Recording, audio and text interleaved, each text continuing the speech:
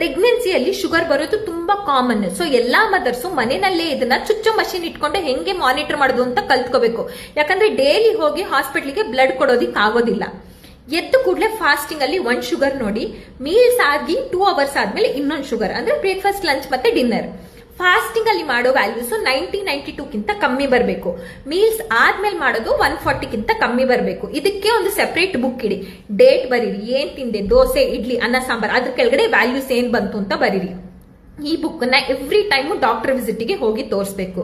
ಇದರಲ್ಲಿ ನಮಗೆ ಗೊತ್ತಾಗುತ್ತೆ ಡಯಟ್ ಇಂದ ಬರ್ತಾ ಇದೆಯಾ ಶುಗರ್, ಅಥವಾ ಏನಾದ್ರು ಮೆಡಿಸಿನ್ ಆಡ್ ಮಾಡ್ಬೇಕಾ, ಇನ್ಸುಲಿನ್ ಇದೆ, ಡೋಸ್ ಜಾಸ್ತಿ ಮಾಡ್ಬೇಕಾ, ಕಮ್ಮಿ ಮಾಡ್ಬೇಕಾ ಅಂತ ನಮಗೊಂದು ಐಡಿಯಾ ಬರುತ್ತೆ. ನೀವ್ ಇದನ್ನ ಡೈಲಿ ಮಾಡ್ಬೇಕು. ಯಾವಾಗ ಶುಗರ್ ಕಂಟ್ರೋಲಿಗೆ ಬರೋವರೆಗೂ. ಒಂದ್ಸತಿ ಕಂಟ್ರೋಲಿಗೆ ಬಂದ್ಮೇಲೆ 4 ದಿನಕ್ಕೊಂದ್ಸತಿ 5 ದಿನಕ್ಕೊಂದ್ಸತಿ ಮಾಡ್ಕೊಂಡ್ರೆ ಸಾಕು. ಮತ್ತೆ ಡೆಲಿವರಿ ಹತ್ರ ಬರುತ್ತೆ, 8-9 ತಿಂಗಳಿಗೆ ಡೈಲಿ ಮಾಡಕ್ ಹೇಳ್ತೀವಿ. ಅಕಸ್ಮಾತ್ ಡೈಲಿ ಮಾಡುವಾಗ ಮಷೀನ್ ಮತ್ತೆ ಸ್ಟ್ರಿಪ್ಸ್ ಕಾಸ್ಟ್ಲಿ ಬಿತ್ತು. ಯಾಕಂದ್ರೆ ಪ್ರೈವೇಟ್ ಅಲ್ಲಿ ತಗೊಳಕ್ ಹೋದ್ರೆ 1,500-2,000 ಆಗುತ್ತೆ. ಯಾವ್ದಾದ್ರು ಪ್ರಧಾನ ಮಂತ್ರಿ ಕೇಂದ್ರಕ್ಕೆ ಹೋಗಿ ಮಷೀನ್ ತಗೋಬಹುದು. ಇಲ್ಲಿ 150-200 ರೂಪಾಯಲ್ಲಿ ಮಷೀನ್ ಪ್ಲಸ್ ಸ್ಟ್ರಿಪ್ಸ್ ಬರುತ್ತೆ.